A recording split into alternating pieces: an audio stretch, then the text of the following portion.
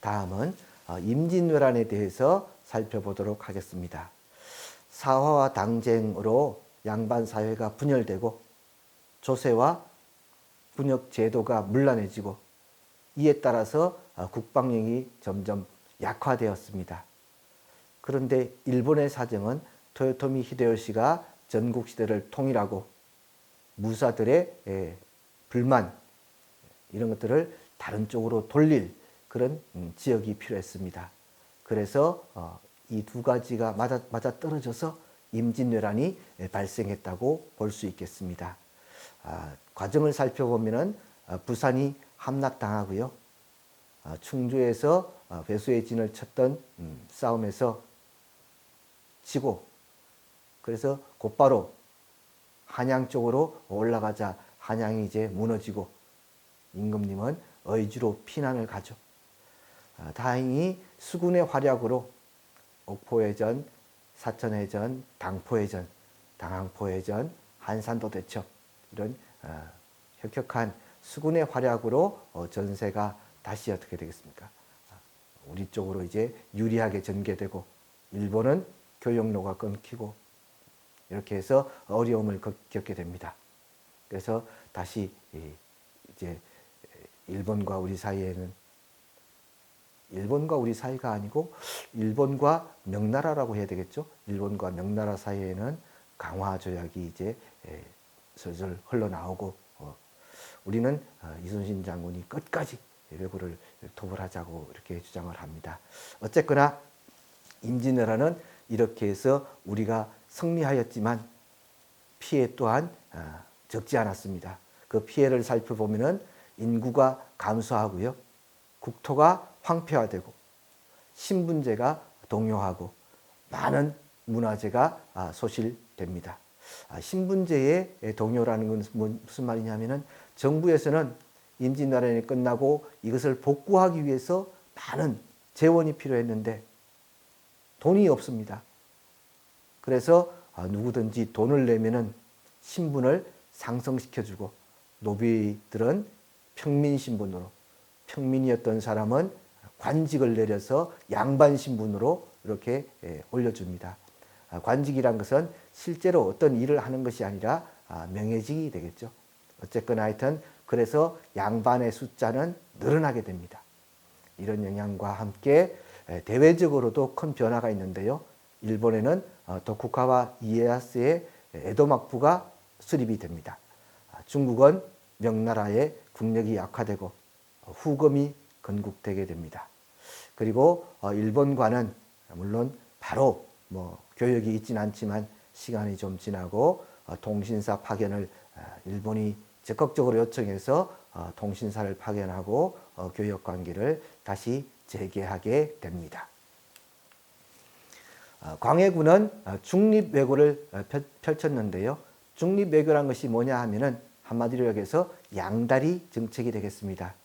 명나라와 우리와의 관계는 다 아시다시피 우리가 명나라를 무시할 수는 없습니다.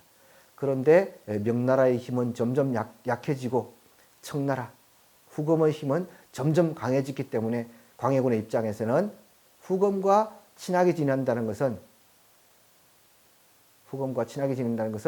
좋긴 하지만 명나라와의 의리를 배신하는 것이 되고 명나라와 또 더 친하게 지내면은 후금과는 전쟁을 해야 되고 임진왜란을 겪은 지 얼마 되지도 않았는데 또 전쟁을 한다는 것은 도저히 있을 수 없는 일이었습니다.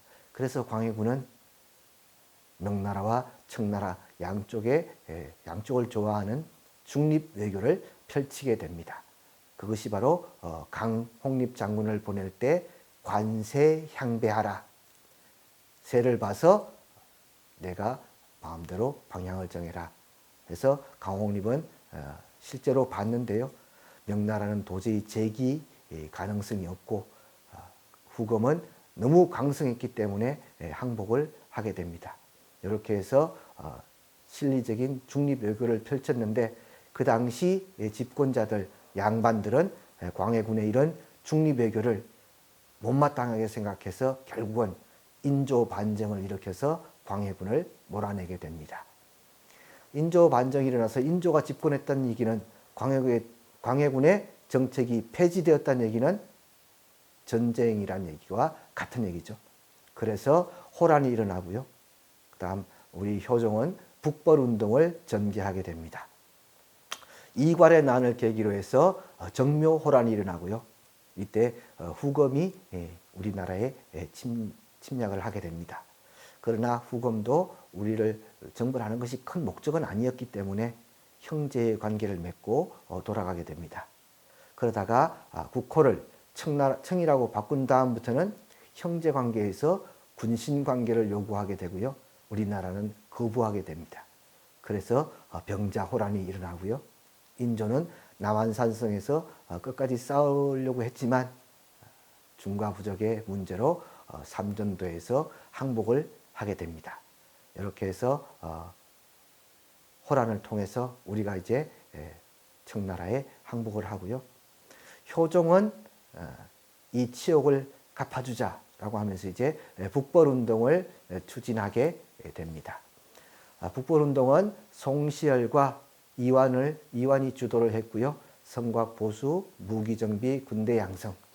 효종이 갑작스럽게 죽음으로 인해서 실제로 북벌운동을 하진 못했지만 나선 정벌을 하게 됩니다. 이 나선 정벌이 뭐냐 하면은 청나라와 러시아가 국경 문제로 싸움이 붙었습니다. 그래서 우리는 청나라의 부름을 받고 조총부대를 파견해서 러시아군을 물리쳐주게 됩니다. 그러나 이후부터는 북벌운동이라기보다는 북학운동으로 오히려 청에 발달된 문물을 배워가자라고 하는 북학운동으로 변해가게 되겠습니다. 조선의 건국과 제도의 정비, 그리고 사화와 당쟁, 임진왜란과 정묘, 병자, 호란을 살펴보았습니다. 다음 시간에는 12강으로 조선의 위기란 제목으로 양난 이후 조선의 개혁과 세도 정치로 찾아온 위기를 살펴보도록 하겠습니다. 수고하셨습니다.